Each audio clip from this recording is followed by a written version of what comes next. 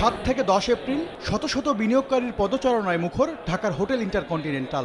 নতুন করে বাংলাদেশের বিভিন্ন খাতে বড় বিনিয়োগে আগ্রহ সবার। আমাদের যারা ইনভেস্টর আসছেন তারা নিজেরা স্বচক্ষে দেখলেন। It's good timing for Chinese investor come to Bangladesh.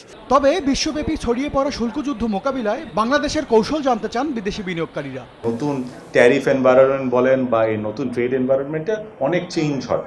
তো আসলে শুধু আমরা না, প্রতিটি দেশ প্রতিটি বিজনেসই আসলে এই জিনিসটাতে আরেকটু কিভাবে ফ্লেক্সিবল থাকতে পারে, আর এটা নিয়ে আসলে আমার মানে দুই পক্ষ থেকেই কাজ করা রয়েছে। হোটেল ইন্টারকন্টিনেন্টালে আয়োজিত 4 দিনব্যাপী বিনিয়োগ সম্মেলনের শেষ দিনে সংবাদ সম্মেলনে জানানো হয়, মোটা দাগে আমলাতান্ত্রিক জটিলতা, দীর্ঘমেয়াদী নীতির অভাব ও দুর্নীতি দূর করার তাগিদ দিয়েছেন বিদেশি বিনিয়োগকারীরা। আগামী 1.5 থেকে 2 বছরের মধ্যে নতুন বিনিয়োগ পাওয়ার আশা আয়োজক সংস্থা বিডার। চেষ্টা করবো ওদের সাথে কন্টিনিউয়াস কমিউনিকেশনটা রাখতে, যাতে করে 18 থেকে 24 মাস, আমার পার্সোনাল ওপিনিয়ন হচ্ছে একটি প্রপার ইনভেস্টমেন্ট আসলে এরকম একটা টাইম লাগে শুরু থেকে শেষ পর্যন্ত। তো এইরকম 18 থেকে 24 মাসের একটা রোডম্যাপ আমরা বানিয়ে ফেলবো। মাঠের অলরাউন্ডার আমি, আর ঘরের অলরাউন্ডার টাইলক্স।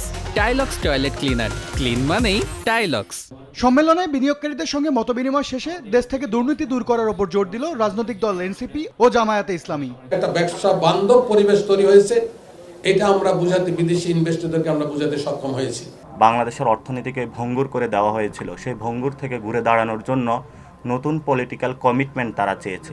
আমরা সেই জায়গা থেকে, পার্টিগত জায়গা থেকে তাদের সেই পলিটিক্যাল কমিটমেন্টটা নিশ্চিত করেছি।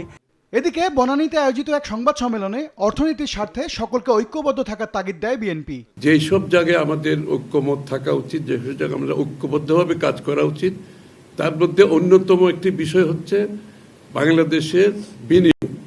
এ সময় হাসিনা সরকার নানা উপায়ে দেশের অর্থনীতিকে ধ্বংস করেছে বলেও দাবি করেন বিএনপির এই নেতা। অর্থনীতির সামনের দিকে এম এস আরিফিন, সময় সংবাদ, ঢাকা।